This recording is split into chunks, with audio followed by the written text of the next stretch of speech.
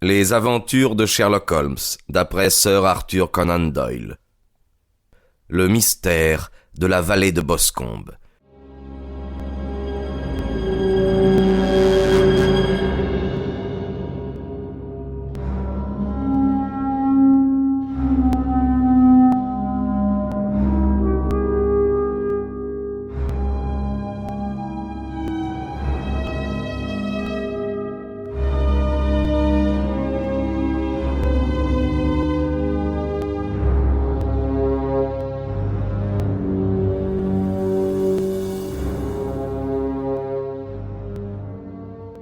Nous étions en train de déjeuner un matin, ma femme et moi, quand la bonne apporta une dépêche. Émanant de Sherlock, elle était ainsi libellée. « Avez-vous des jours disponibles ? On vient de me télégraphier de l'ouest de l'Angleterre au sujet de la tragédie de la vallée de Boscombe. Serais content si pouviez venir avec moi. Climat et site parfait. Part de Paddington par train 11h15. »« Qu'en dites-vous, chérie ?» dit ma femme en me regardant. « Irez-vous » ? Je ne sais pas trop, j'ai une liste de visites assez longue à présent. Oh, Anstruther ferait votre travail. Vous avez l'air un peu pâle depuis quelque temps. Je pense que le changement vous sera bénéfique. Et puis, vous portez toujours tellement d'intérêt aux enquêtes de Monsieur Holmes. Quand on songe à ce que j'ai gagné dans l'une de ces enquêtes, je serais un ingrat s'il en était autrement. Mais si je dois y aller, il faut que je fasse ma valise tout de suite, car je n'ai qu'une demi-heure. Mon expérience de la vie des camps en Afghanistan avait tout au moins eu pour résultat de faire de moi un voyageur prompt à se préparer.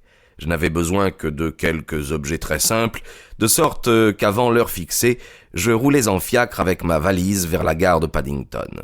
Sherlock Holmes faisait les 100 pas sur le quai. Sa grande et maigre silhouette semblait encore plus grande et plus maigre en raison du long manteau de voyage et de la casquette en drap qui lui serrait la tête. « C'est vraiment très aimable de votre part de venir, Watson, » dit-il. « Cela me fait une telle différence d'avoir avec moi quelqu'un sur qui je puis compter absolument. L'aide qu'on trouve sur place est toujours ou insignifiante ou réticente.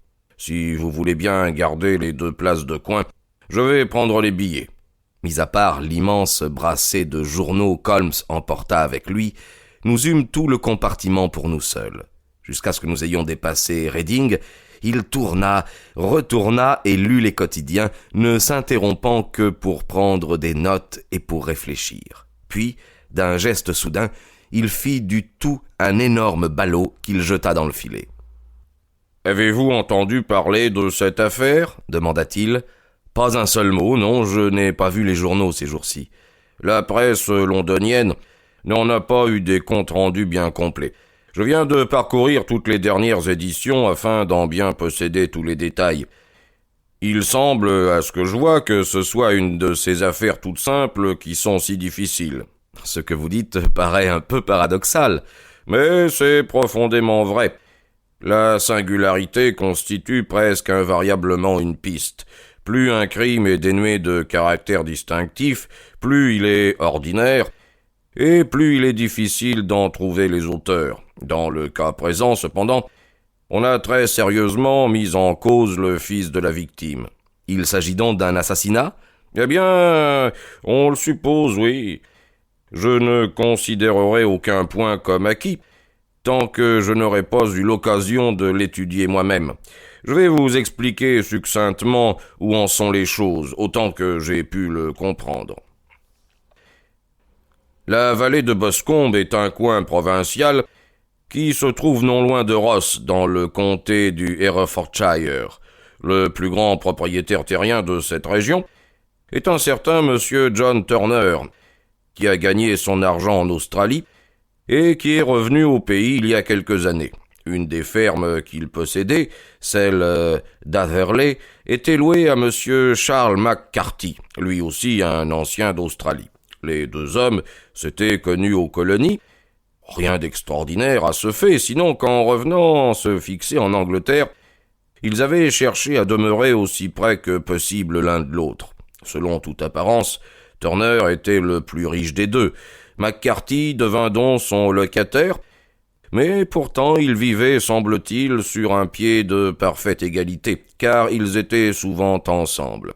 McCarthy avait un fils, un gars de 18 ans, et Turner, une fille unique du même âge. Tous deux étaient veufs. Ils paraissent avoir évité la société des familles anglaises du voisinage et avoir mené une existence très retirée. Bien que les deux McCarthy, amateurs de sport, fréquentassent souvent les hippodromes de la région. Les McCarthy avaient 2 domestiques, un homme et une servante. Les Turner avaient une domesticité plus importante, une demi-douzaine de visiteurs au moins. C'est là tout ce que j'ai pu recueillir concernant les familles. Bien, voyons maintenant les faits. Le 3 juin, c'est-à-dire lundi dernier, McCarthy quitta sa maison d'Atherley vers 3 heures de l'après-midi et s'en alla à pied vers l'étang de Boscombe, qui est un petit lac formé par le débordement du fleuve qui coule dans la vallée de Boscombe. Le lendemain, il était allé à Ross avec son domestique, et il avait dit à celui-ci qu'il était obligé de se presser, car il avait à 3 heures un rendez-vous important. De ce rendez-vous, il n'est point revenu vivant.